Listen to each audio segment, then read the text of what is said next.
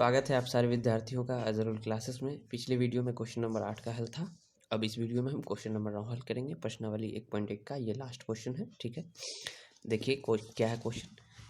निम्नलिखित column A को column ब के उचित नियम से मिलाइए। ठीक है, यहाँ पे कुछ नियम लिखा गया है, तो कुछ नियम के हिसाब से यहाँ पे संख्या इधर से उधर हुई है।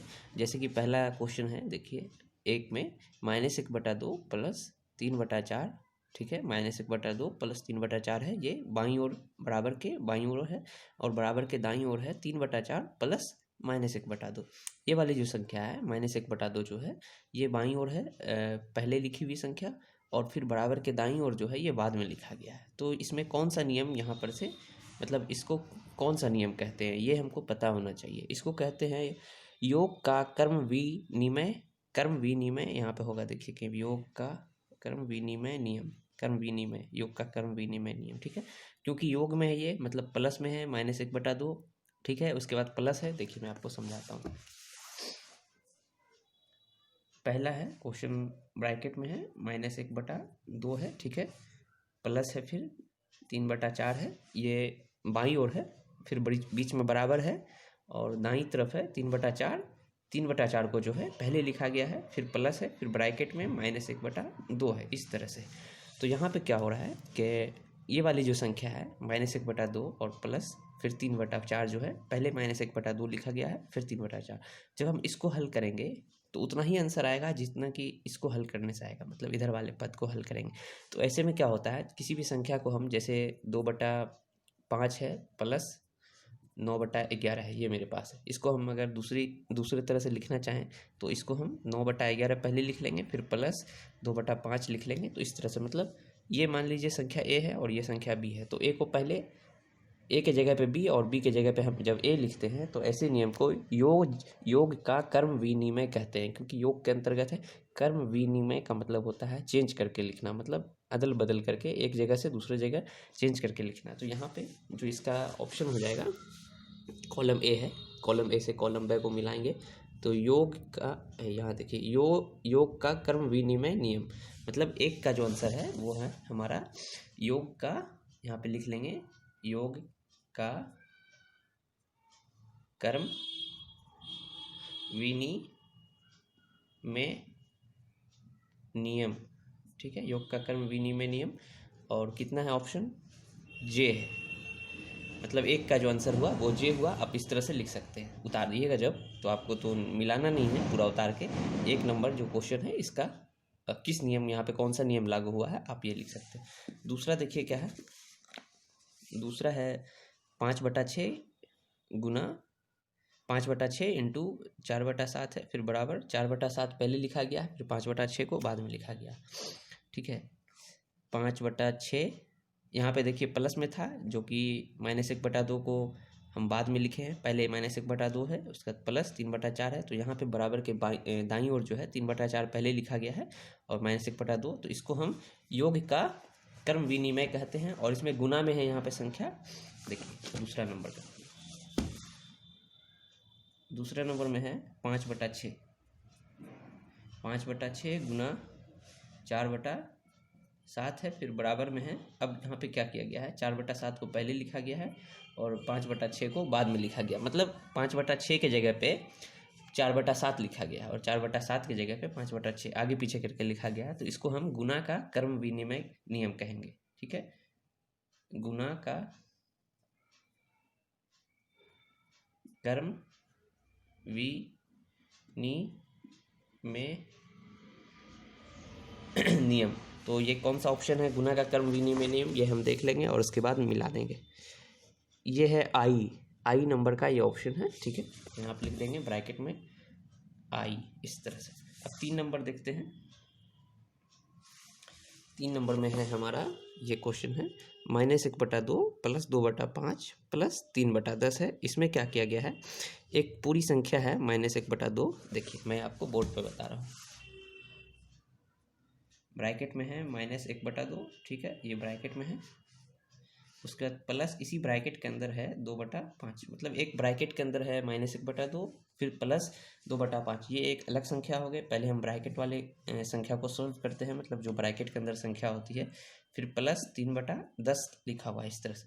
लेकिन इसमें क्या है कि बराबर के बाईं ओर जो है इस तरह से है, और दाईं ओर क्या किया गया है सवाल में जैसा कि है -1/2 को बाहर निकाल दिया गया ब्रैकेट से, और इसको एक ब्रैकेट के अंदर कर दिया गया।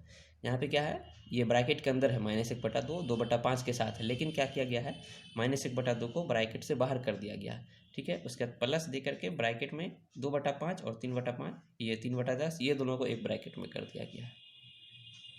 2/5 प्लस 3/10। तो ऐसे नियम को हम क्या कहेंगे, ऐसे नियम को हम कहेंगे योग का साहचर्य नियम। ठीक है, योग के अंदर मतलब जो है यहाँ पे साहचर्य नियम जो होता है वो सिर्फ और सिर्फ योग के अंदर ही संतुष्ट करता है। ठीक है, योग के अंदर संतुष्ट करता है। मान लीजिए जैसे 2 हमारे पास, फिर प्लस 9 है।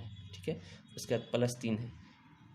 इसके बाद इसको हम अगर हल करते हैं तो 2 9 11, ये 9 तो 11 होगा, फिर प्लस 3 जोड़ेंगे, 11 3 14 हमारा आंसर आएगा। और इसी तरह से 2 + 9 + 3 है, लेकिन हम इसमें क्या करेंगे, 2 ब्रैकेट से बाहर कर लेते हैं। 2 ब्रैकेट से हम बाहर कर लिए हैं, और 9 और 3 को एक ब्रैकेट के अंदर कर देंगे अगर, तब भी हम हल करेंगे। 2 9 3 हमारा हो जाएगा 12, 12 2 14, तब भी आ रहा आंसर 14। तो योग के अंतर्गत जो है साहचर्य नियम संतुष्ट करता है, इसलिए इसका ऑप्शन हम देखते हैं। योग का साहचर्य नियम कहाँ पे लिखा हुआ है, वितरण नियम, संवरक, योग का साहचर्य नियम, ये ऑप्शन एच वाला है। इसका ऑप्शन एच से आप मिलान कीजिएगा। ठीक है, योग का साहचर्य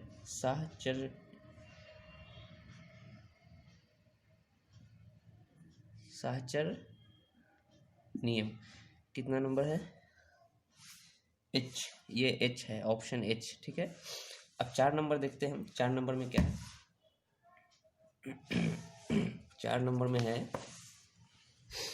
ये देखिए 1/4 प्लस 3/8, ये दोनों अंक को क्या किया गया है, जोड़ दिया गया है। ठीक है, इसको हम कहते हैं संवरक नियम, मतलब 2 अंकों को जब जोड़ के उसका हल कुछ निकाला जाए तो उसको संवरक नियम कहते हैं। संवरक नियम यहाँ पे देखते कहाँ है, संवरक नियम देखिए यहाँ पे है एफ, ऑप्शन एफ, संवरक नियम। ठीक है, 4 में है 1/4 प्लस 3/4, उसके बाद इसको जोड़ा गया है, जोड़ने के बाद जो हल आता है वो होता है 5/8 हमारा आंसर। यह है हमारा संवरक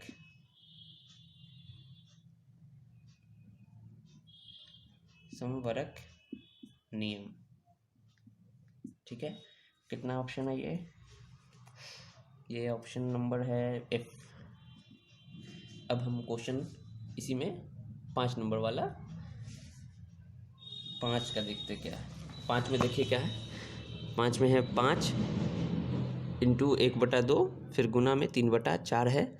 इसमें क्या किया गया है, जैसा कि यहाँ पे हुआ था, ब्रैकेट के अंदर एक संख्या है -1/2, -1/2 को बाहर निकाल दिया गया, और 2/5 और 3/5 को एक ब्रैकेट के अंदर कर दिया गया। तो इसको हम कहते हैं योग का साहचर्य नियम, और यहाँ इसको कहेंगे गुना का साहचर्य नियम, क्योंकि यहाँ 5 है, उसका इंटू है, 1/2 है, फिर 3/4 है। तो यहाँ पे देखिए बराबर के दाईं ओर क्या किया गया है, 5 को जो है बाहर निकाल दिया गया, और एक ब्रैकेट के अंदर 1/2 और 3/4। इसको हम कहेंगे योग का ये गुना का साहचर्य नियम, क्योंकि यहाँ प्लस में था तो योग का, और यहाँ गुना है तो गुना का साहचर्य नियम लिख देंगे 5 नंबर में। 5 इंटू 1/2 है, ये एक ब्रैकेट में है, फिर अलग से एक संख्या है गुना में 3/4, और बराबर इसमें 5 क्या किया गया है, बाहर निकाल दिया गया है, फिर एक ब्रैकेट के अंदर 1/2 और 3/4 को रख दिया गया है। 1/2 इंटू 3/4। तो गुना के अंतर्गत और योग के अंतर्गत ये दोनों जगह साहचर्य नियम संतुष्ट करता है, लेकिन सब्सट्रैक्शन के अंदर शायद नहीं करता है। ठीक है, ये हो गया। यहाँ पे हम लिख देंगे गुना का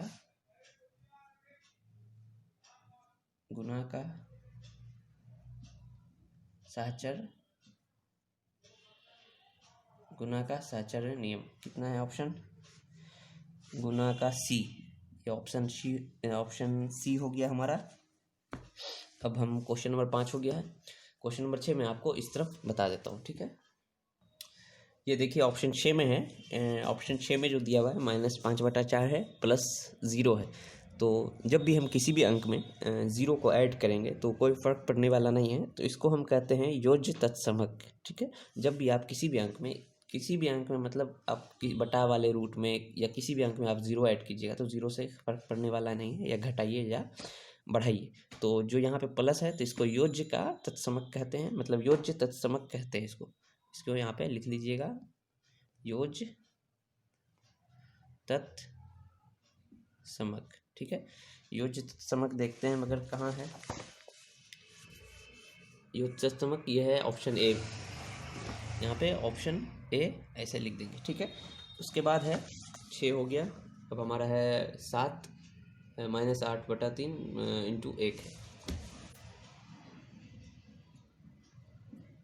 -8/3 इंटू 1, इसको हल करेंगे तो -8/3 ही आएगा। तो इसको हम कहेंगे -8/3 इंटू जो 1 है, इसको गुना करने के बाद आंसर उतना ही आ रहा है, तो इसको कहेंगे हम वितरण नियम, इसको वितरण नियम कहेंगे, ठीक है। तो इसको हम वितरण नियम कहेंगे, -8/3 गुना 1, जैसा कि यहाँ हम 0 ऐड किए तो योज्य तत्समक हुआ, फ़र्क कुछ नहीं पड़ा, 0 ऐड किए तो योज्य तत्समक नहीं, वितरण नियम नहीं होगा, ये हमारा होगा यहाँ पे योज्य तत्समक हुआ, तो यहाँ पे गुणात्मक तत्समक होगा, क्योंकि ये योज्य मतलब होता है जोड़, जहाँ पे हम ऐड करते हैं, योग लिखें या योज्य लिखें एक ही बात है। तो यहाँ पे होगा गुणात्मक तत्समक, ठीक है, ध्यान में रखिएगा, क्योंकि ये गुना के अंदर है। जब भी आप किसी भी अंक में 1 से गुना कीजिएगा तो कोई फ़र्क पड़ने वाला नहीं है, जितना होता है, जितना अंक से आप 1 को गुना कीजिएगा उतना ही आंसर आएगा। जैसे आप 3 लाख से अगर 1 को गुना कीजिएगा तो 3 लाख ही रहेगा, यहाँ पे -8/3 से जब हम 1 को गुना कर रहे हैं तो -8/3 ही आंसर आएगा। तो ये हो जाएगा गुणात्मक या गुणन तत्समक लिख सकते हैं हम, गुणात्मक तत्समक, ऑप्शन भी होगा इसमें कहीं पे, गुणात्मक तत्समक का ऑप्शन है, गुणात्मक तत्समक बी, ऑप्शन बी है, ठीक है।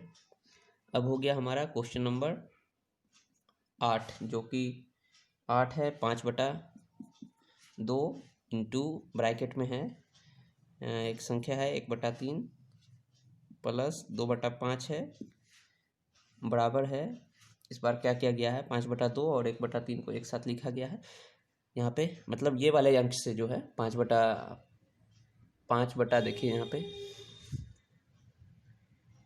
देखिए 5/2 जो है, 5/2 से हम क्या कर रहे हैं यहाँ पे ब्रैकेट में, यहाँ 2 संख्या, एक है -1, ये सॉरी एक है 1/3, दूसरी संख्या है 2/5। तो ब्रैकेट में जो ये 2 संख्या है, ये दोनों संख्या में हम इस संख्या से बारी बारी से गुना करेंगे। 5/2 से जब हम गुना करेंगे 1/3 में तो हो जाएगा 5/2 इंटू 1/3, फिर बीच में प्लस है तो प्लस का निशान दे देंगे, फिर 5/2 से हम 2/5 को गुना करेंगे, ठीक है, 5/2 और उसके बाद इंटू 2/5, ठीक है। तो यहाँ पे क्या हो रहा है कि इस संख्या से ब्रैकेट के बाहर वाली संख्या से ब्रैकेट के अंदर वाली दोनों संख्या में बारी बारी से गुना करते हैं। तो गुना जो करते हैं इस नियम को हम कहते हैं वितरण नियम। वितरण नियम इसी को कहते हैं जब आप संख्या ए है मान लीजिए ब्रैकेट के बाहर और गुना है ब्रैकेट के अंदर, सी है संख्या और संख्या डी है, तो यहाँ पे क्या होगा, संख्या ए का संख्या सी से गुना होगा, ए सी हो जाएगा, फिर प्लस का निशान है यहाँ पे, या माइनस करेगा तो माइनस देंगे, फिर 1 से हम डी को गुना करेंगे तो ए डी हो जाएगा, ठीक है। तो इस तरह से होता है, इसी को वितरण नियम कहते हैं, वितरण नियम। ये ऑप्शन, एक सेकंड, ये वितरण नियम का ऑप्शन है कहाँ पे, वितरण नियम ये है ऑप्शन ई, यहाँ पे हम ऑप्शन ई लिख देंगे, ठीक है।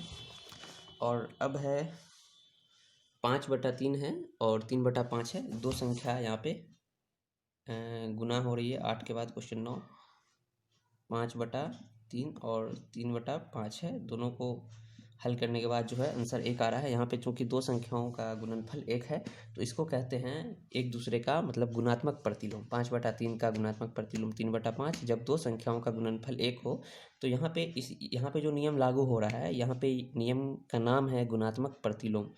यहाँ पे हम गुणात्मक, जैसा कि पिछले वीडियो में क्वेश्चन नंबर 8 में या सॉरी 7 में मैं आपको बता चुका हूँ, 6 और 7 में गुणात्मक प्रतिलोम, उसी तरह का है ये गुणात्मक प्रतिलोम। गुणात्मक प्रतिलोम ऑप्शन देख लीजिएगा आप, ठीक है, ऑप्शन मिला लीजिएगा कौन सा है। उसके बाद लास्ट क्वेश्चन है 10 में -7 बटा 4 प्लस फिर 7/4 को जब हम हल करेंगे -7/4 और +7/4 दोनों को, तब आंसर 0 आ जाएगा। तो इसको कहते हैं योज्य प्रतिलोम, ठीक है, क्योंकि यहाँ पे दो संख्याओं का जो योग है वो 0 हो रहा है। तो ऐसी दो संख्याएं मतलब प्लस माइनस वाली, जब आपको एक में -1 जोड़ना है तब 0 आएगा आंसर, या फिर दो में जब आप -2 जोड़िएगा तो आंसर 0 आएगा। तो दो जो है -2 की योज्य प्रतिलोम हो गई, और -2 2 का योज्य प्रतिलोम हो गया, ठीक है। तो यहाँ पे हम लिख देंगे योज्य प्रतिलोम। आप ऑप्शन मिला लीजिएगा इसका और इसका।